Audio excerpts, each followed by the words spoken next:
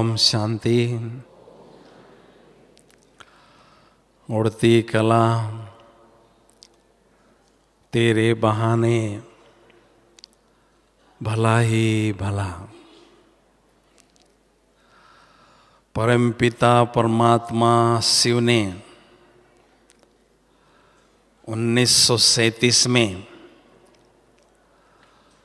अविनाशी रुद्र ज्ञान यज्ञ की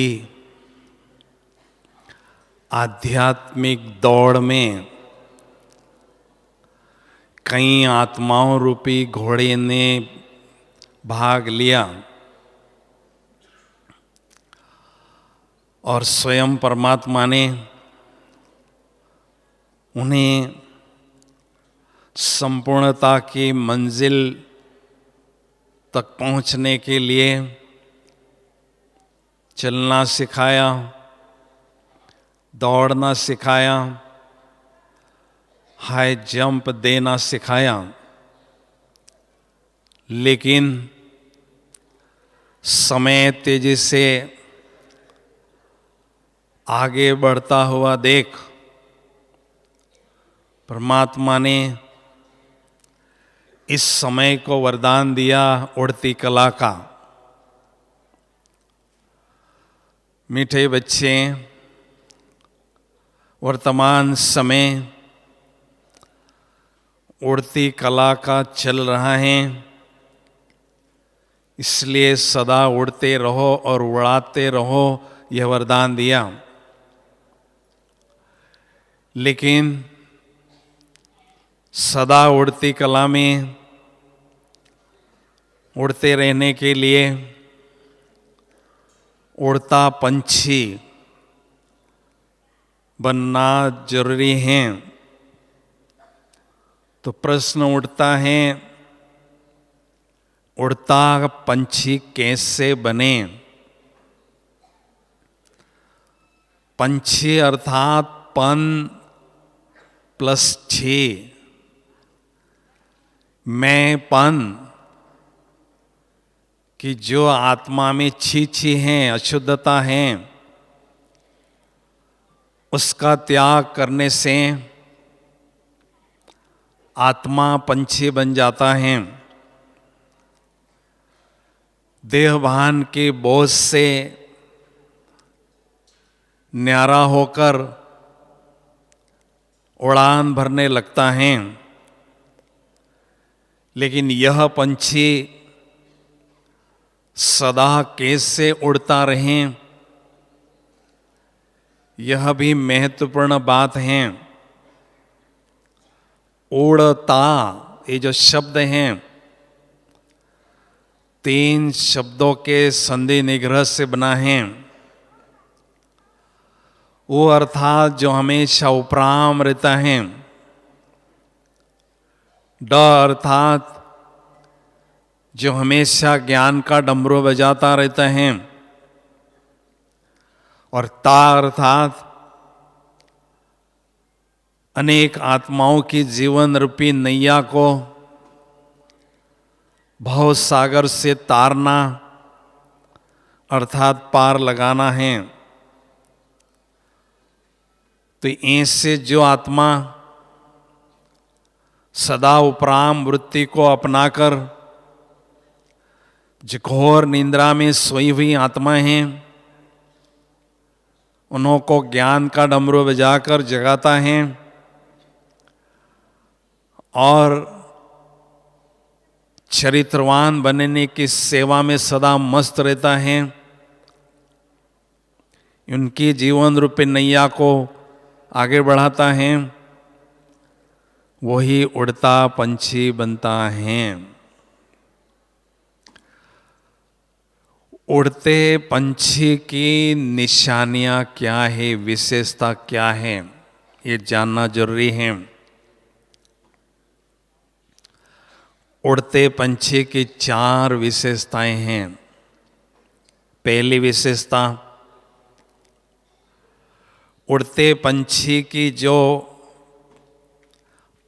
पंख होते हैं उमंग उत्साह के, वो बहुत मजबूत होते हैं। परमात्मा ने हम सभी आत्माओं रूपी पंछियों को उमंग उत्साह के पंख दिए हैं, दिव्य पंख दिए हैं। प्रायः देखा जाता है चिड़िया जैसे पंछी होते हैं जिनके पंख कमजोर होते हैं, वो बहुत ऊंची उड़ान और लंबे समय तक उड़ान नहीं भर सकते हैं। लेकिन बाज जैसे मजबूत पंखों वाले पंछी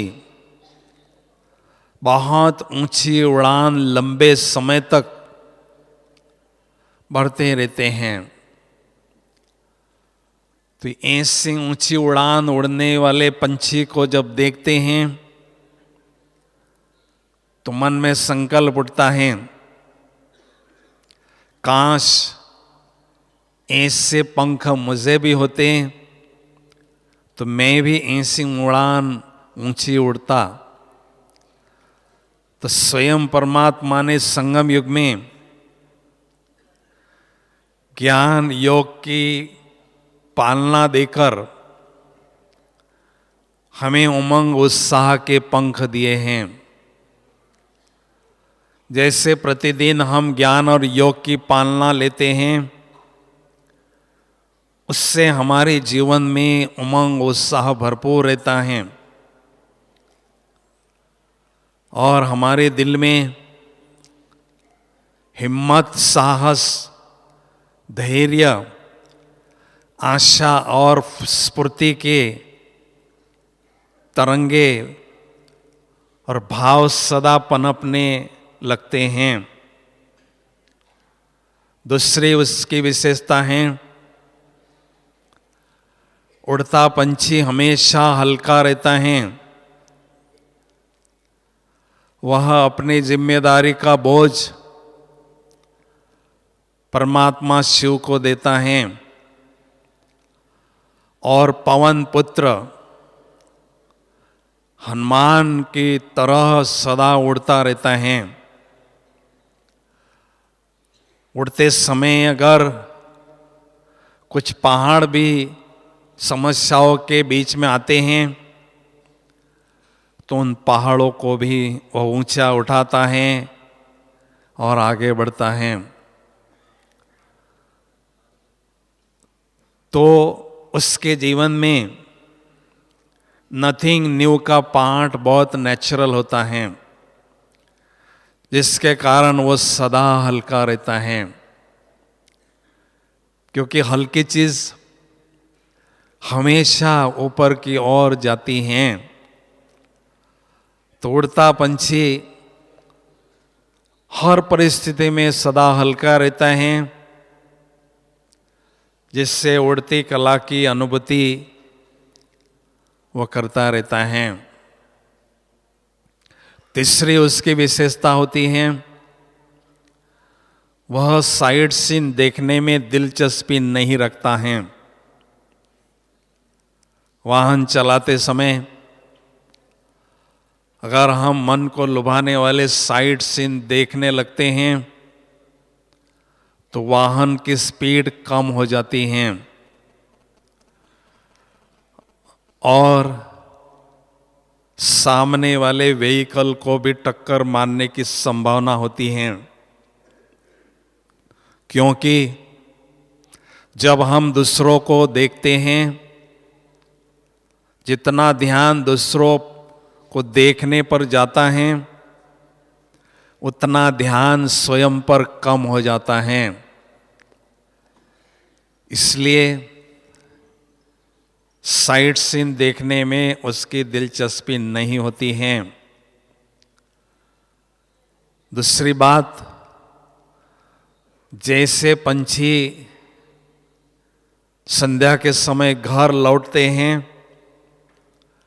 अपने लिए और बच्चों के लिए कणा दाना साथ में ले जाते हैं, इससे उड़ता पंछी सदा स्वयं को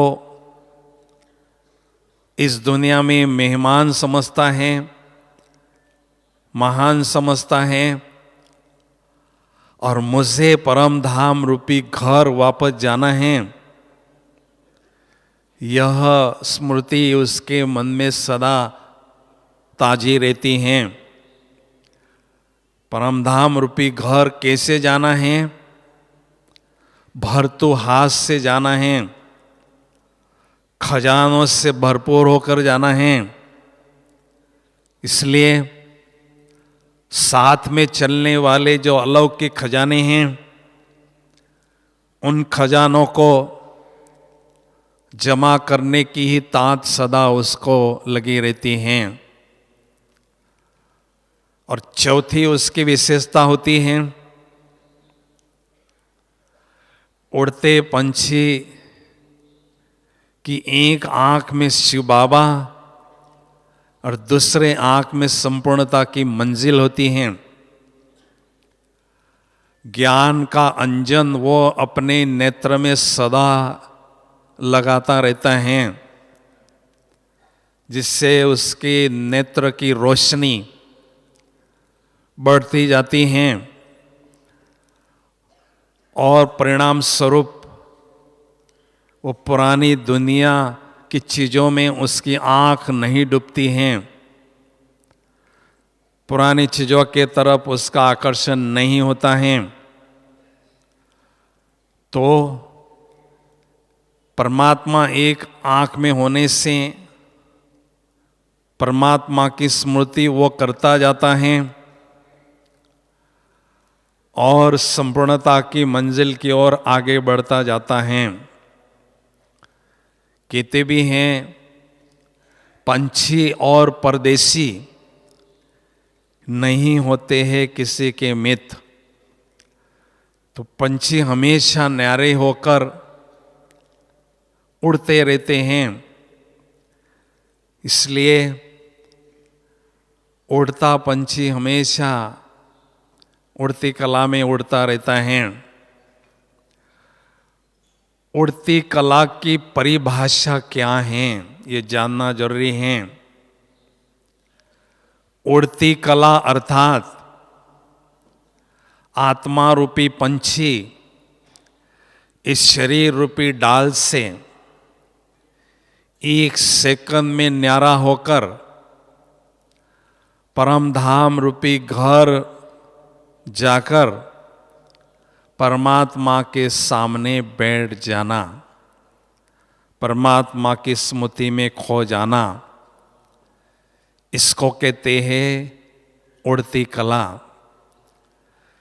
लेकिन 63 जन्मों का देह का भान होने से आत्मा रूपी पंछी का देह की डाल से बहुत गहरा लगाव होता है। तो उस लगाव से न्यारा होने के लिए हमें गुप्त ही गुप्त देही अभिमानी स्थिति का अभ्यास करते रहना बहुत जरूरी है। क्योंकि जब हम उड़ती कला में उड़ते रहते हैं तो देह की स्मृति हमें नीचे लाती है। इसलिए सदा याद रखें, जितना रहेंगे देह से न्यारा उतना चमकेगा भाग्य का सितारा। क्योंकि जितना हम देह से न्यारे रहते हैं उतना उड़ती कला की अनुभूति बहुत अच्छी करते जाते हैं और भाग्य विधाता परमात्मा से भाग्य लूटते हैं और लुटाते रहते हैं। मुझे याद है, हम मधुबन निवासी 1983 में बाबा से मिल रहे थे। उस समय 6 मास का सीजन बाबा का चलता था। तो सीजन के अंतिम दिन हम सभी बाबा से मिल रहे थे। तो बाबा ने कहा, आप मधुबन निवासियों ने दधीची ऋषि की तरह सेवा करके यज्ञ को संभाला, इसलिए बाबा बहुत खुश हैं। तो हम सभी मधुबन निवासी भी बाबा को कहने लगे, बाबा हमसे बढ़कर तो आपने सेवा की, लगातार 6 मास सीजन में आप बच्चों से मुलाकात करते रहें और बच्चों को भरपूर करते रहें। तो बाबा मुस्कुराए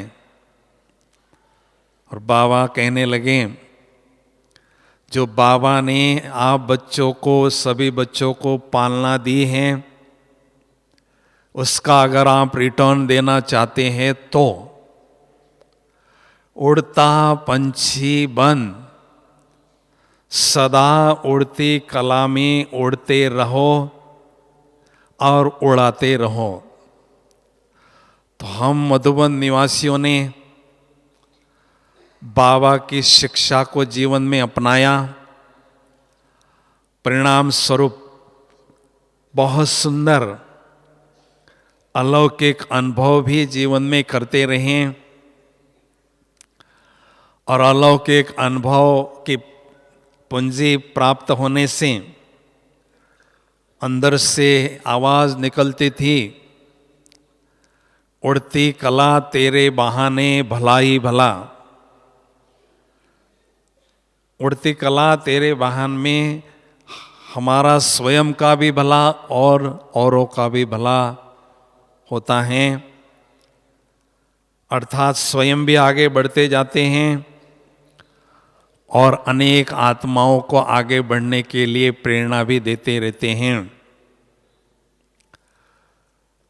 तो उड़ती कला में सदा उड़ते रहने के लिए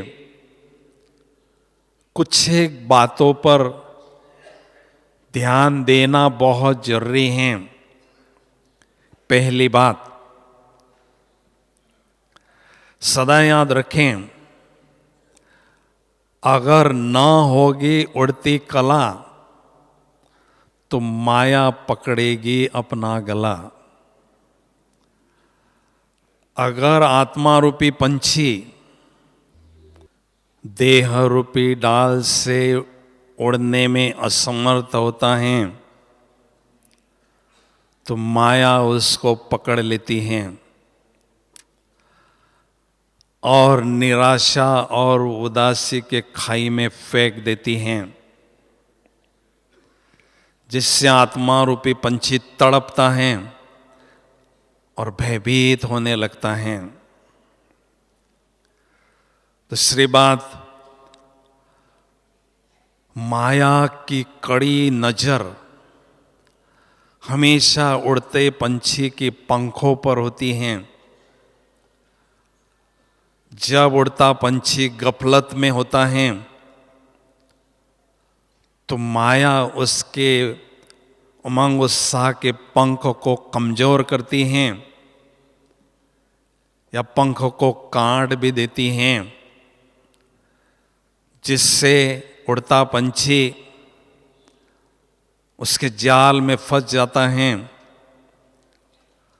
और बहुत परेशान होता है। माया इतना क्यों हमारे पीछे पड़ी रहती है? क्योंकि माया को हमने तलाक दिया है। जो हमारी गहरी दोस्ती माया के साथ थी, उस दोस्ती को छोड़ दिया है। इसलिए माया हमारे पर बार बार वार करने लगती है। लेकिन जो उड़ते पंछी होते हैं वो माया के वार से सदा स्वयं को बचा कर रखते हैं, अपने उमंग उत्साह के पंखों को कभी भी कमजोर नहीं होने देते हैं। दूसरी बात याद रखें, उड़ती कला तेरे बहाने सर्व के प्रति शुभ सोचता चला। उड़ती कला का वरदान ही है, उड़ती कला का राज ही है मेहनत कम और फल ज्यादा प्राप्त होना। तो हर एक पुरुषार्थी को बाबा ने 2 खजाने दिए हैं, समय का खजाना और संकल्पों का खजाना दिया है। तो हमें सर्व के प्रति शुभ सोचते रहना है। अगर किसी के प्रति हम अशुभ सोचते हैं, किसी के प्रति परचिंतन करते हैं, तो ये जो मूल्यवान खजाने हैं, समय का खजाना और संकल्पों का खजाना, ये दोनों खजाने नष्ट होते हैं। तो इसलिए जो बुद्धिमान होता है वो इन दोनों खजाने के मूल्य को समझता है और सदा सर्व के प्रति शुभ ही सोचता रहता है। उसके मन में किसी के प्रति नेगेटिव भावना नहीं होती है, क्योंकि द्वापर युग से हमारी ये आदत हो चुकी है नेगेटिविटी को देखने की। जब हम किसी के नेगेटिविटी को देखते हैं तो अशुभ भावनाएं हमारे मन में जागृत होती हैं। इसलिए उड़ता पंछी सर्व के प्रति हमेशा शुभ ही सोचता रहता है। तीसरी बात याद रखें, उड़ती कला तेरे बहाने कमियां छोड़ता चला। ब्राह्मण जीवन में कोई भी उच्च प्रालब्धि हम करना चाहते हैं तो उसके लिए उच्च कोटि की साधना करते रहना जरूरी है। लेकिन हमारी कोई कमी होती है, खामी होती है, त्रुटि होती है, वो साधना में विघ्न रूप बन सकती हैं। इसलिए हमें एकांत में बैठकर अपनी कमियों को चेक करना है और कमियों को चेंज भी करते जाना है और कमियों को मिटाते जाना है। क्योंकि स्वयं में जब कमी होती है उससे बुद्धि की कार्यक्षमता घटती है और उड़ती कला के स्पीड में कमी आती है। इसलिए एक बात याद रखें, कमी हमें कमाई करने नहीं देती है।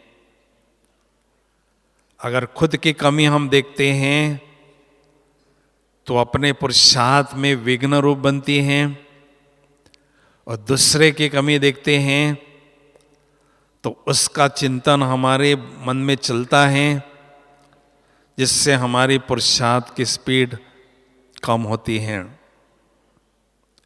चौथी बात याद रखें, उड़ती कला तेरे बहाने मिला मुझे अतीन्द्रिय सुख का झूला। उड़ती कला में जब हम देह रूपी डाल से उड़कर परमधाम रूपी घर में जाकर बाबा के साथ बैठते हैं तो हमें अतीन्द्रिय सुख का झूला मिलता है। शांति के सागर, प्रेम के सागर, आनंद के सागर के कंठे पर जब हम बैठते हैं, अति समीप जब बैठते हैं तो अतीन्द्रिय सुख के झूले में हम झूलने लगते हैं। वास्तव में अगर आप सोचेंगे कि मेरे जीवन के सबसे सुनहरे पल कौन से हैं, सबसे खुशनुमे पल कौन से हैं, तो जवाब यही मिलता है, जब मैं आत्मा सर्वश्रेष्ठ परमात्मा की कंपनी में स्वयं को अनुभव करती हूँ, परम सुख की, परम आनंद की महसूसता करती हूँ, वो पल मेरे जीवन के सुनहरे पल हैं। उन पलों को हमें बढ़ाते जाना है। भगवान के साथ बैठकर जो पल हम अनुभव करते हैं वो जीवन के सबसे श्रेष्ठ पल कहलाते हैं। इसलिए उड़ती कला में उड़ने वालों को अतीन्द्रिय सुख का झूला मिलता है। सारे कल्प में केवल संगम युग में ही हमें यह झूला मिलता है, तो क्यों ना हम इस झूले में बैठकर संगम का भरपूर आनंद लें। सदा उड़ती कला में उड़ते रहने के लिए 5 बातों पर अभ्यास करते रहें। अगर हम इन 5 बातों पर अभ्यास करते रहेंगे तो उड़ता पंछीपन सदा उड़ती कला में उड़ते ही रहेंगे। पहली बात है पवित्रता की स्थिति को सूक्ष्म रीति से बढ़ाते चलें। जैसे रॉकेट को किसी उपग्रह पर छोड़ते हैं या किसी ऊंचाई की ओर छोड़ते हैं तो उसमें विशेष ईंधन डालते हैं, उसको एविएशन टरबाइन फ्यूल कहते हैं। उससे वो बहुत तेजी से उड़ान भरने में सफल होता है। इससे आत्मा रूपी रॉकेट का ईंधन है पवित्रता। जब पवित्रता हमारी बहुत अच्छी रिफाइन होती है तो आत्मा रूपी रॉकेट उड़ती कला में बहुत तेजी से संपूर्णता की मंजिल की ओर बढ़ता ही जाता है। दूसरी बात, सदा स्वयं को मैं गेस्ट हाउस में हूं ऐसा अनुभव करें। इस देह रूपी पुराने गेस्ट हाउस में, पुरानी दुनिया में मैं अपना पार्ट बजा रहा हूं। गेस्ट हाउस कितना भी बढ़िया होता है उसमें हमारा लगाव नहीं होता है। गेस्ट हाउस में रहते हुए भी अपनी घर की याद हमें बार बार आती रहती है। तो इस पुरानी दुनिया को गेस्ट हाउस समझने से परम धाम रूपी घर की याद हमें खींचने लगती है, जिससे उड़ती कला का अनुभव और भी बढ़ता जाता है। इसलिए हमेशा समझें, मैं आत्मा इस पुरानी दुनिया में गेस्ट बनकर पार्ट बजा रही हूं, तो दुनिया से न्यारे होकर अपना पार्ट बजाते रहेंगे। तीसरी बात है, सदा उड़ती कला में उड़ते रहने के लिए सारे दिन भर में बहुत जो रॉयल ड्रेसेस हैं, ब्राह्मण स्वरूप की ड्रेस, देवता स्वरूप की ड्रेस, फरिश्ता स्वरूप की ड्रेस आत्मा को पहनाते चलें। क्योंकि ये जो पुरानी ड्रेस हैं पुराने शरीर की, ये आत्मा को उड़ने नहीं देती हैं। तो इसको बुलाने के लिए मुझ आत्मा ने फरिश्ता स्वरूप की ड्रेस पहनी है, ब्राह्मण स्वरूप की ड्रेस पहनी है और देवता स्वरूप की ड्रेस पहनी है। अगर ऐसा हम कर्म क्षेत्र पर अनुभव करते हैं तो इस पुरानी देह रूपी ड्रेस से हमारा ममत्व मिटता जाता है, क्योंकि हमारा सबसे जास्ती प्यार अपने देह से होता है। देह को सजाने संवारने के लिए हम कितना समय लगाते हैं, कितना मोह हमारा उससे होता है। लेकिन उड़ती कला में सदा उड़ते रहने के लिए इन तीनों ड्रेसेस में से कोई भी ड्रेस पहनते रहे, बदलते रहें, तो सदा उड़ती कला में हम उड़ते रहेंगे। और तीसरी बात है, सदा वाय और वाट इन दो शब्दों का परिवर्तन करते रहें। कोई भी बात हमारे सामने आती है तो क्यों और क्या प्रश्न हमारे मन में उठता है, तो वाय शब्द को फ्लाई शब्द में परिवर्तन करें और वाट शब्द को वाइट शब्द में परिवर्तन करें। वाइट जो शब्द हैं ये पवित्रता का प्रतीक है, फरिश्ता स्थिति का प्रतीक है, शांति का प्रतीक है। इसलिए इन दोनों शब्दों को ब्राह्मण जीवन से निकाल दे, इन दोनों शब्दों का प्रयोग नहीं करें। और बाबा को क्यों या का कारण हम समर्पित कर देते हैं, तो उड़ती कला की अनुभूति करना बहुत सहज होता है। इसलिए कोई भी बात अनहोनी हमारे सामने आती है तो क्या क्यों में न जाएं। ये ड्रामा बहुत सुंदर है, ड्रामा के हर सीन का हम आनंद लेते रहें, क्योंकि बनाने वाला सर्वशक्तिवान परमात्मा है। और दूसरी बात है, सदा उड़ती कला में उड़ने के लिए दुआओं का खजाना बढ़ाते रहें। सेवा के द्वारा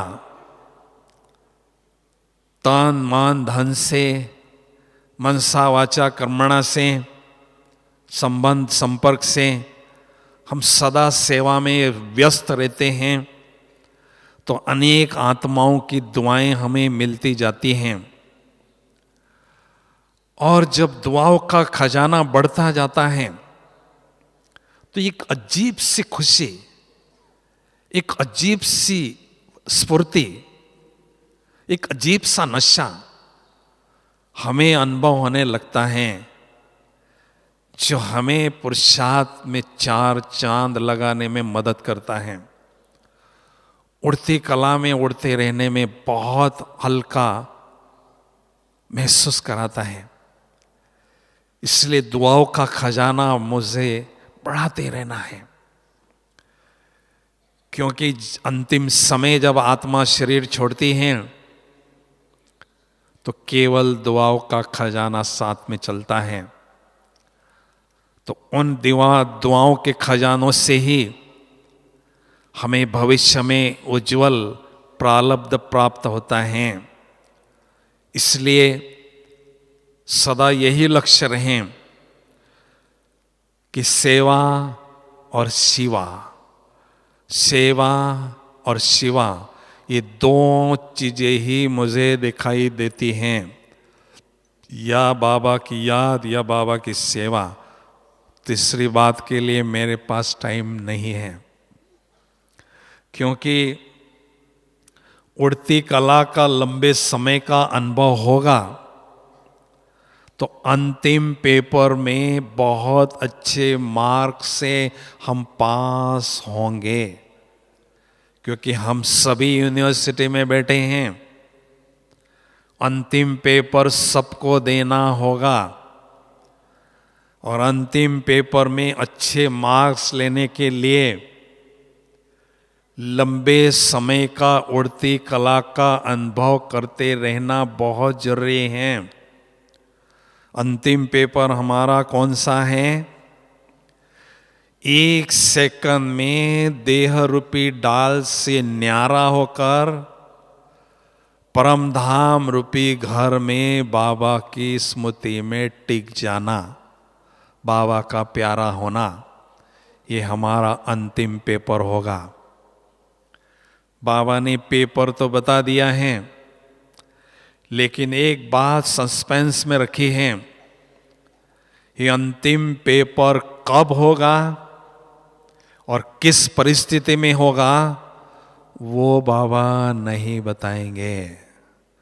इसलिए इसमें हमें एवर रेडी रहना बहुत जरूरी है। और एवर रेडी रहने के लिए लंबे समय का विदेही स्थिति का अभ्यास करते रहना बहुत जरूरी है। लंबे समय तक बाबा मेरा संसार है, ऐसी अनुभूति करते रहना बहुत जरूरी है। तभी हम अंतिम पेपर में पास विथ ऑनर होंगे। इसलिए बाबा ने इस समय को जो वरदान दिया है उड़ती कला का, उसका हमें पूरा लाभ लेना है। उड़ती कला में उड़ते रहने के पुरुषार्थ में हमें थोड़ा सा भी अलबेलापन नहीं लाना है, क्योंकि अभी स्पष्ट दिखाई दे रहा है समय जास्ती बाकी नहीं है। समय बहुत तेजी से आगे बढ़ रहा है। इसलिए समय के पहले हमें संपूर्णता की मंजिल पर पहुंचना ही है, वरना हमें पश्चाताप करना होगा। इसलिए जो समझदार बच्चे होते हैं वो पूर्व तैयारी करते हैं और अपने को अच्छे मार्क्स से पास करने में सफल होते हैं। अभी हम चंद घड़ियों के लिए बहुत सुंदर योग की अनुभूति करने जा रहे हैं, क्योंकि बाबा हमें इतना श्रेष्ठ ज्ञान देते हैं। उस ज्ञान का प्रत्यक्ष प्रमाण ही है श्रेष्ठ अनुभव करते जाना। ब्राह्मण जीवन में मेडल प्राप्त करना अर्थात श्रेष्ठ स्थिति की अनुभूति बढ़ाते जाना, श्रेष्ठ अनुभव की पूंजी को बढ़ाते जाना। तो चले हम सभी बहुत सुंदर गहन अनुभूति में खो जाएंगे, उड़ती कला की अनुभूति करेंगे।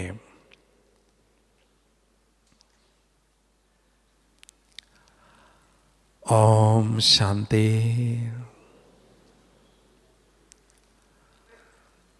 मैं निराकार ज्योति बिंदु आत्मा रूपी पंछी इस देह रूपी डाल पर विराजमान हूं।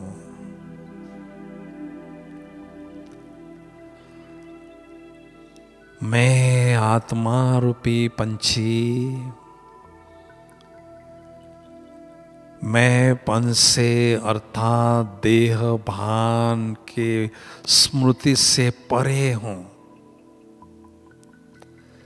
एकदम स्वयं को ज्योति बिंदु सितारा अनुभव कर रहा हूं।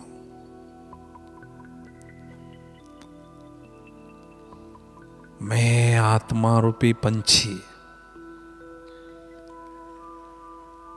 लंबे समय से इस देह रूपी पिंजड़े में जकड़ा हुआ था।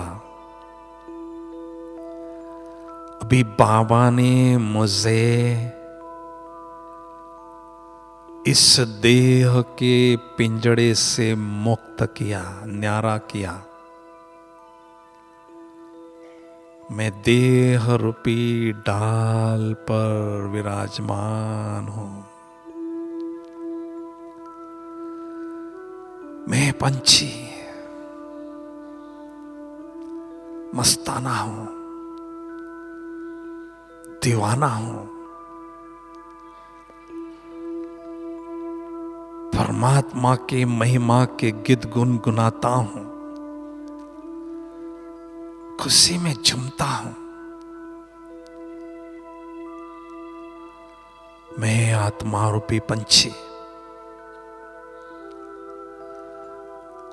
उमंग उत्साह के पंखों से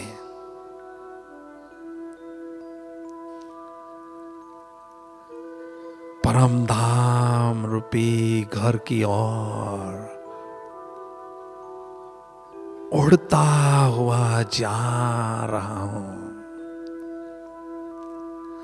मैं आत्मा रूपी उड़ता पंछी उमंग उत्साह के मजबूत पंखों से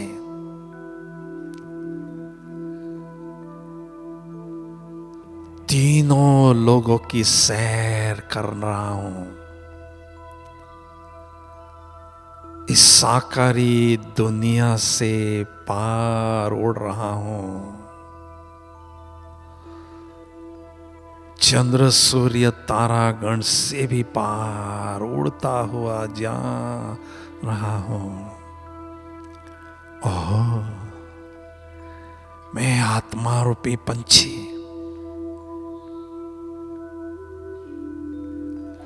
फरिश्तों की दुनिया में पहुंच गया हूं। मैं आत्मा रूपी पंछी फरिश्ता स्वरूप की देह की डाल पर बैठ गया हूं। दिव्य प्रकाश पुंज की देह में विराजमान हो चुका हूं। मेरे समक्ष प्यारे ब्रह्मा बाबा अपने संपूर्ण फरिश्ता स्वरूप में विराजमान है।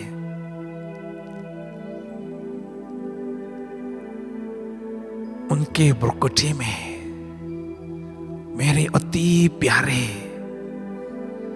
शिव पिता भी चमकते हुए नजर आ रहे हैं। बाप दादा मुझ आत्मा रूपी पंछी को बहुत शक्तिशाली दृष्टि दे रहे हैं। मैं पंछी, आत्म पंछी बाबा की दृष्टि से अथाह शक्तियां स्वयं में ग्रहण कर रहा हूं, करता ही जा रहा हूं। भरपूर हो रहा हूं शक्तियों से, स्वयं को भरपूर अनुभव कर रहा हूं। अभी अभी मैं आत्म पंछी फरिश्ता स्वरूप की देह की डाल से उड़कर परम धाम रूपी घर की ओर उड़ता हुआ जा रहा हूं, जा रहा हूं। ओह, परम धाम रूपी घर में पहुंच गया हूं। अपने मूल वतन में पहुंच गया हूं।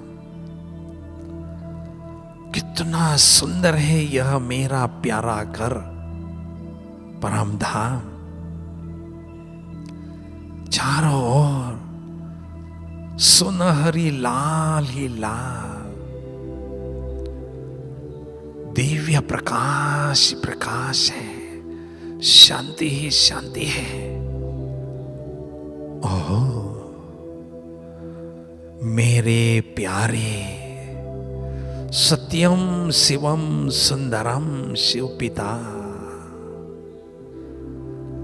जो शांति के सागर हैं,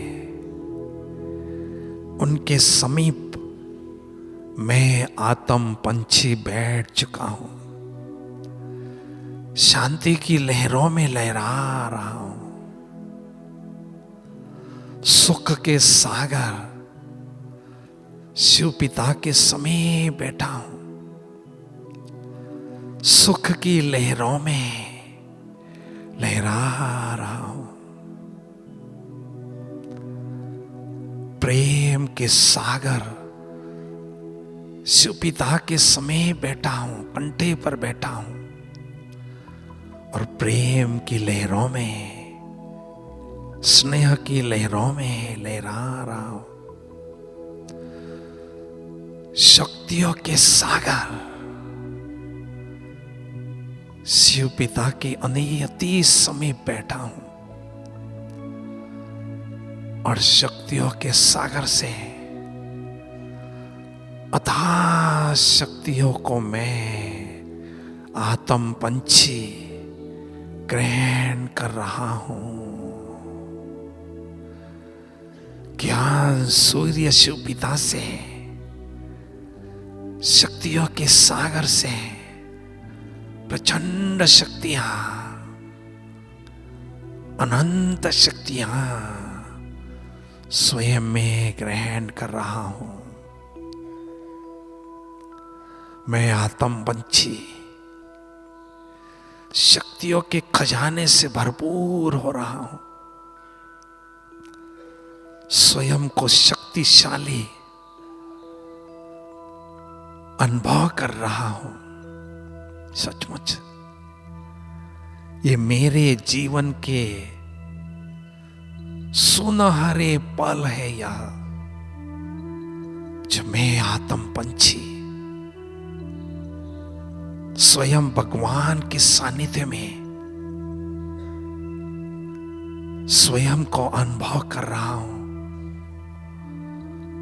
अतीन्द्रिय सुख की अनुभूति हो रही है। भाग्य विधाता से भाग्य लूट रहा हूं और लुटा रहा हूं। वहां रे मैं, वहां मेरा भाग्य, वहां मेरे बाबा। सचमुच भाग्य विधाता ने मेरे भाग्य का सितारा चमका दिया है। शक्तियों से भरपूर आत्मा निराकारी दुनिया से वापस आकारी दुनिया से उड़ती हुई साकारी दुनिया की ओर आ रही हूं। मैं उड़ता पंछी उड़ता हुआ साकारी दुनिया की ओर आ रहा हूं और पुनः इस शरीर रूपी डाल पर बैठ चुका हूं। मुझ मास्टर सर्वशक्तिवान आत्म पंछी से शक्तियों की सजीव तरंगे इस वायुमंडल में चारों ओर फैल रही है। सचमुच उस पिता परमात्मा के मुझ पर बहुत एहसान है, उपकार है, जिन्होंने मुझे पिंजड़े के पंछी को आजाद पंछी बना दिया है, स्वतंत्र पंछी बना दिया है, उड़ता पंछी बना दिया है। मैं आत्म पंछी तीनों लोगों की सदा सैर करता रहता हूं, उड़ने का आनंद लेता रहता हूं। जैसे मेरे शिव पिता निराकार ज्योति बिंदु है, वैसे मैं उनकी संतान आत्म पंछी भी निराकार ज्योति बिंदु हूं, निराकार ज्योति बिंदु हूं।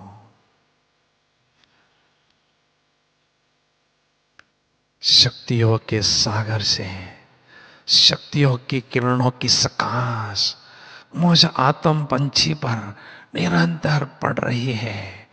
शक्तियों की सकाश का मैं आत्म पंछी आनंद ले रहा हूं, लेता ही जा रहा हूं।